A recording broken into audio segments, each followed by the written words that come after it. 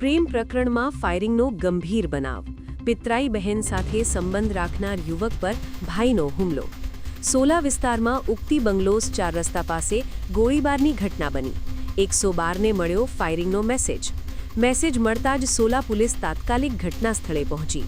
ઈજાગ્રસ્ત પ્રકાશ ઈશ્વરભાઈ દેસાઈને પગના ભાગે ગોળી વાગતા તાત્કાલિક સિવિલ હોસ્પિટલ સોલા ખાતે ખસેડાયા. 2 રાઉન્ડ ફાયરિંગ, જેમાંથી 1 મિસફાયર. પ્રાથમિક તપાસમાં પ્રેમ સંબંધની નારાજગી સામે આવી. સીસીટીવી આધારે પોલીસે વધુ તપાસ હાથ ધરી. આરોપી મોન્ટુ દેસાઈ સરસ્વતી તાલુકો પાટણનો રહેવાસી હોવાનું ખુલ્યું. વધુ કાર્યવાહી હાલમાં ચાલુ છે.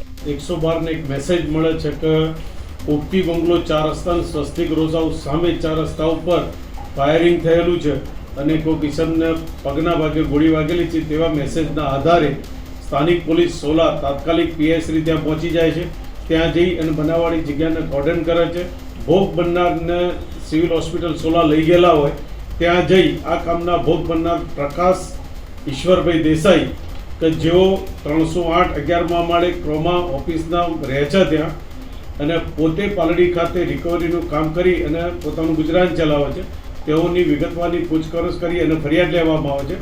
આમાં હકીકત એવું છે કે આ કામના ફરિયાદી પ્રકાશભાઈને તેમના વતનમાં કોઈ દીકરી સાથે સંપર્ક હશે એનાથી નારાજ થઈ અને આ કામના આરોપી મોન્ટુભાઈ ગેમ્બરભાઈ દેસાઈ અને બીજા 2 માણસો ગાડીમાં 4 ગાડીમાં આવી અને બનાવવાળી જગ્યાએ એમને રોકી અને પગના ભાગે અને ધોકા વડે અને લાકડીઓ વડે મારે છે અને પોતાની પાસેના કોઈ હથિયારથી તેમને ઉપર ઘૂંટણ ઉપર 2 રાઉન્ડ ફાયરિંગ કરી અને નાસી ગયેલ છે.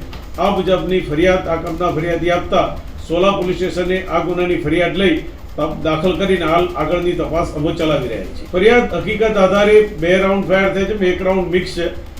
તપાસ ઉપરથી એવું લાગે છે અને પણ જેની હાલ અમે તપાસ એફએસએલની ટીમ અને બધાને બોલાવી અને અમે તપાસ હાલ ચલાવી રહ્યા છીએ. હાલ અમે એ કયા રસ્તેથી આવ્યા, કયા રસ્તાથી એ લોકો ફરાર થયેલા છે અને બનાવવાળી જગ્યાના સીસીટીવી ફૂટેજો મેળવવાના અમે પ્રયત્નો કરી રહ્યા છીએ. જેવા સીસીટીવી ફૂટેજ મળશે અમે જોઈ અને અમારી આગળની તપાસ આગળ ચલાવીશું. આરોપીઓમાં જે મોન્ટુભાઈનું નામ છે એ કુતવાડા છે, સરસ્વતી તાલુકો છે અને પાટણ જિલ્લાના છે. એ ત્યાંના વતની છે અને ચાણક્યપુરીમાં રહે છે એવું હાલ અમને પોલીસના પ્રાથમિક તપાસમાં જાણવા મળે છે.